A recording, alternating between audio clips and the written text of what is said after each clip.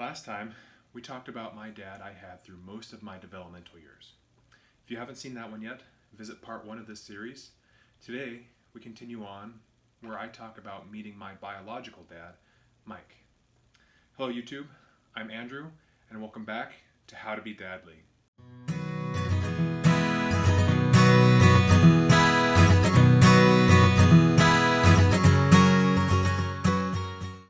We're going to keep on trucking by talking about when I met my biological dad. This happened at a pretty complex time in my life, and I had to deal with some pretty complex emotions. I have 3 memories of Mike while he and my mom were married. The first was playing with one of those colorful xylophones that small children have while we lived in a little white house. The second was of a fight he and mom had as they were breaking up.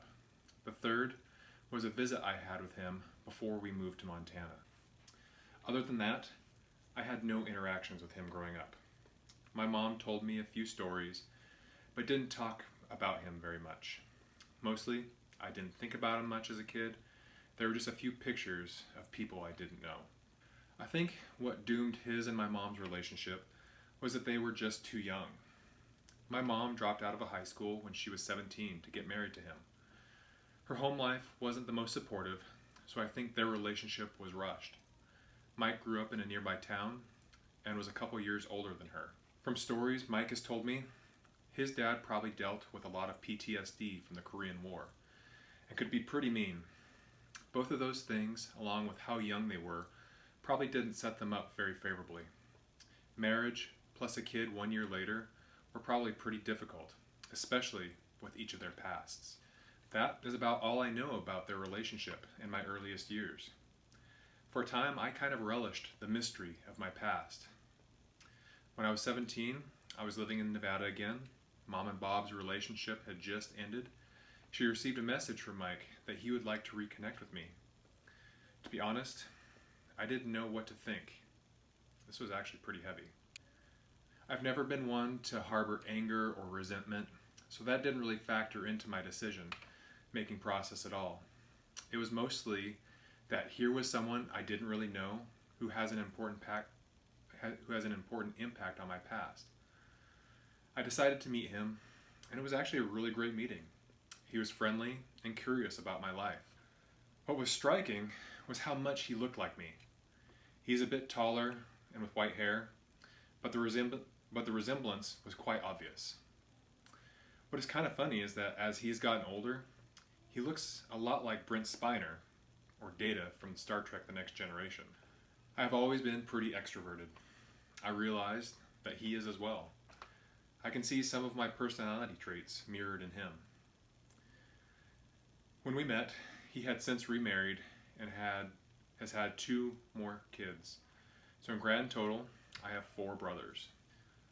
I visited him a few times before I graduated from high school, but with college and all the stuff that comes with moving on in life, our relationship was based on a few phone calls a year.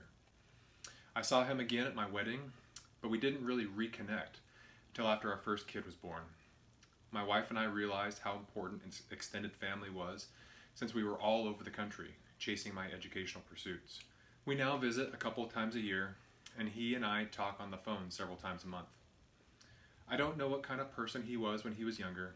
I suspect he was prone to many of the foibles associated with youth. He and my mom were certainly too young to get married, though I am grateful to exist. My mom may have been trying to get out of a very difficult family situation with her dad, or my grandpa, when she married my dad. Talking with my dad, he really liked being married to my mom, but she never really had a chance to be her own person growing up. As I have gotten to know my dad, he is outgoing and friendly. He works very hard as an independent contractor. He and his wife's marriage has had its ups and downs, but they have been able to make things work. He seems to have been able to overcome a lot of the difficulties of his youth. We haven't talked much about the past, and that seems to be okay, though I am curious at times. I know many people can have pretty complicated relationships with father figures in their lives. Your histories can come with some pretty heavy baggage. That's not your fault. But there are things you can learn from the good times and the bad. You may end up like the father in your life, But that doesn't mean you're doomed to repeat their mistakes if the things went sideways in your life. If there is room for a healthy relationship, it may be worthwhile to open up the lines of communication. As a quick update, since writing the script for this video, my dad came down and visited me for a few days. We had an opportunity to connect, hang out just one-on-one, even talk a little bit about the past. I got to understand him a little bit more, and I think we got to experience each other in a way that we hadn't been able to before.